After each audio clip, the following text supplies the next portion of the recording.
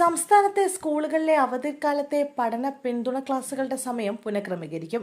രാവിലെ 7:30 മുതൽ 10:30 വരെയാണ് പുനഃക്രമീകരിക്കുക. നാളെ മുതലാണ് ക്ലാസുകൾ ആരംഭിക്കുന്നതെന്നിരിക്കെ ഇന്ന് വൈകിട്ടോടെയാണ് സമയമാറ്റം അധ്യാപകരെ അറിയിച്ചത്. 10:30 ശേഷം ക്ലാസുകൾ എടുക്കാൻ പാടില്ലെന്ന് ബാലാവകാശ കമ്മീഷൻ ഉത്തരവിറക്കിയിരുന്നു. ഇതിന്റെ പശ്ചാത്തലത്തിലാണ് ക്ലാസുകളുടെ സമയം പുനഃക്രമീകരിക്കാനുള്ള തീരുമാനം. 9:30 മുതൽ 11:30 വരെയായിരുന്നു നേരത്തെ സമയം നിശ്ചയിച്ചിരുന്നത്. PTA പിന്തുണയോടെ ക്ലാസുകൾ നടത്തുമെന്നായിരുന്നു മന്ത്രി വി ശിവൻകുട്ടിയുടെ വിശദീകരണം.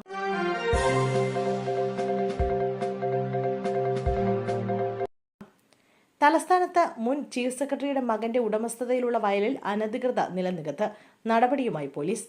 വില്ലേജ് ഓഫീസറുടെ സ്റ്റോപ്പ് മെമ്മോ മറികടന്നുള്ള നികത്തലിനിടെ മണ്ണിടിച്ച ലോറി ഫോർട്ട് പോലീസ് പിടികൂടി ജില്ലാ കളക്ടർക്ക് കൈമാറി.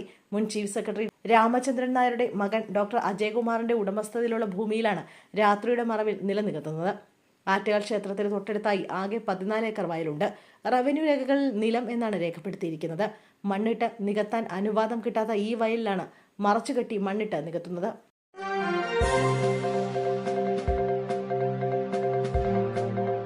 സംസ്ഥാനത്ത് പലയിടത്തായി വേനൽ മഴയും കനത്ത കാറ്റും. മരങ്ങൾ കടപുഴകി വീണു. ഇടുക്കിയിൽ ദേശീയപാത 85 പാതയോരങ്ങളിൽ മരങ്ങൾ കടപുഴകി വീണു.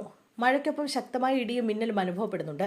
നേര്യമംഗലം മുതൽ വാളറ വരെയുള്ള ഭാഗത്ത് ശക്തമായ മഴയാണ് ലഭിച്ചത്.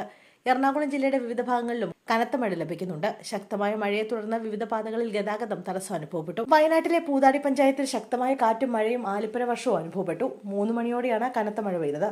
പാപ്പളശ്ശേരി, അഴീക്കോട് നഗർ ഭാഗങ്ങളിലാണ് കനത്ത മഴ പെയ്തത്. ഇടുക്കി, എറണാകുളം, വയനാട് ജില്ലകളിൽ ഒറ്റപ്പെട്ട ഇടങ്ങളിൽ ഇടിമിന്നലോട് കൂടിയ മഴയ്ക്കും മണിക്കൂറിൽ 40 കിലോമീറ്റർ വരെ വേഗതയിൽ ശക്തമായ കാറ്റിനും സാധ്യതയുണ്ടെന്ന് കേന്ദ്ര കാലാവസ്ഥാ വകുപ്പ് മുന്നറിയിപ്പ് നൽകിയിരുന്നു. കണ്ണൂർ, കാസർഗോഡ് ജില്ലകളിലും മഴയ്ക്ക് സാധ്യതയുണ്ടെന്ന് മുന്നറിയിപ്പുണ്ട്.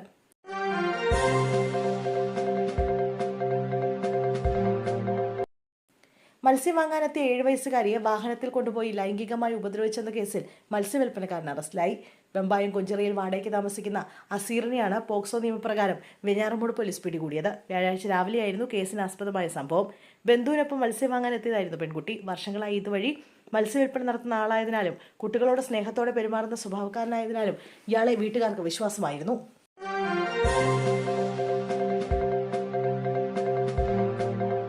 വിരുദുനഗറിന് സമീപം പടക്ക നിർമ്മാണശാലയിലുണ്ടായ സ്ഫോടനത്തിൽ മരണസംഖ്യ 23 ഉയർന്നു.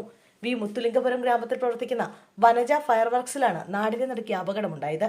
ആദ്യ സ്ഫോടനത്തിന് പിന്നാലെ രക്ഷാപ്രവർത്തനം നടത്തുന്നതിനിടെ വീണ്ടും സ്ഫോടനമുണ്ടായതാണ് അപകടത്തിന്റെ വ്യാപ്തി വർദ്ധിപ്പിച്ചത്. പോലീസുകാരടക്കം 15 പേർക്ക് ഈ സ്ഫോടനത്തിൽ പരിക്കേറ്റു. പരിക്ക് പറ്റിയവരെ വിരുദുനഗർ സർക്കാർ ആശുപത്രിയിൽ പ്രവേശിപ്പിച്ചു. അതേസമയം ആദ്യ സ്ഫോടനത്തിന്റെ മരണസംഖ്യ 23. 6 പേർക്ക് ഗുരുതര പരിക്കേറ്റിട്ടുണ്ട്. വി മുത്തുലിംഗപുരം ഗ്രാമത്തിൽ പ്രവർത്തിക്കുന്ന വനജ ഫയർ വർക്സിലാണ് നാടിനെ നടുക്കിയ സ്ഫോടനമുണ്ടായത്.